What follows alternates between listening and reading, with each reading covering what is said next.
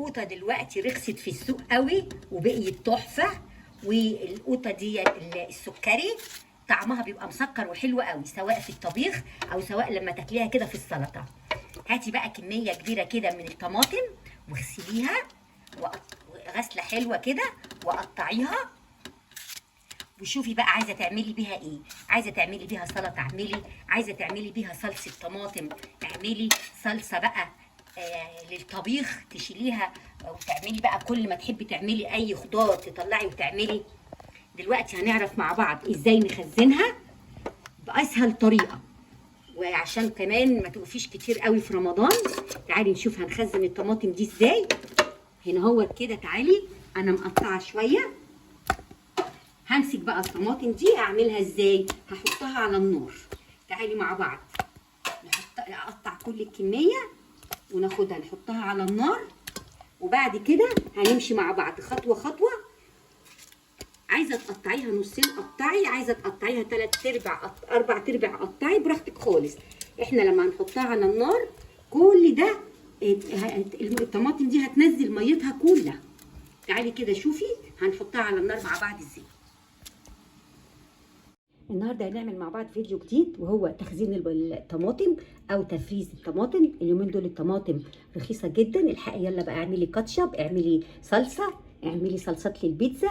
هنجيب الطماطم ونغسلها ونقطعها كده نصين ونحطها في حله على النار ونسيبها تغلي، مش هنحط فيها اول مره، وكل ربع ساعه نقلبها. دلوقتي انا حطيتها كده على النار، وكل ربع ساعه هاجي اقلبها معاكي ونشوف هيحصل فيها ايه.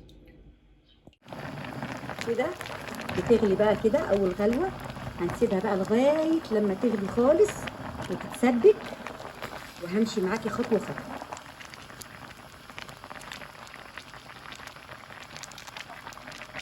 كده خلاص انا هطفي عليها، نزلت كل الميه اللي فيها وكمان شربتها واتسبكت خالص كده. دلوقتي بقى هسيبها لما تبرد خالص، وبعدين هخرطها في الخلاط، وبعد كده نشوف هنيجي هنكمل ازاي تفريز الطماطم. هنا دي كده حله على النار، هنزل فيها بقى بالطماطم المعصوره. الحله بتاعتنا ما بيكونش فيها اي ماده دهنيه، تمام. هنزل بقى هعصر بقيه الكميه واجي اوريكي بيبقى شكلها ايه بعد ما تتعصر وتتحط في الحله. اهوت ده تاني خلاط، هخرج بقى بقيه الكميه وارجع. دي كده خلاص انا عملت كده الكميه كلها. طبعا عايزه تصفيها بالمصفى صفيها، مش عايزه تصفيها اضربيها كويس بالخلاط. انا الخلاط بتاعي في مصفى فبيصفيها. هسيبها بقى كده على نار هاديه لغايه لما تقصر خالص، تمام. هوريها لك بقى بعد ما تقصر بقيت عامله ازاي. طبعا اي ريم كده فوق الوش عايزه تشيليه شيليه، تمام. بس هي فيها ريم دلوقتي عشان لسه ما غليتش معايا. اول ما هتغلي كل الحاجات دي كده هتروح،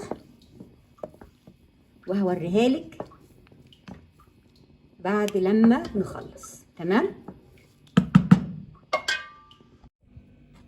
كده خلاص الصلصه بتاعتي غلت وقصرت وخلصت خالص كده. هسيبها بقى لما تبرد، وبعد كده هنيجي نشوف مع بعض هنكمل ازاي. شوفي قصرت خالص وكل الميه اللي فيها اتبخرت. يعني دي صلصه مكثفه وصلصه تقيله جدا، هناخد منها طبعا بحساب لما نيجي نطبخ الطبخه بطبختها. كده خلاص الصلصه بتاعتي بردت خالص. هجيب بقى اكياس ثلاجه واعبي فيها بقى كل الصلصه المركزه قوي دي، وهخزنها تقعد معاكي بقى سنه كامله زي الفل. تاخدي منها ما يحصلهاش اي حاجه. طبعا هنكيف على حسب الطبخه اللي انت هتعمليها.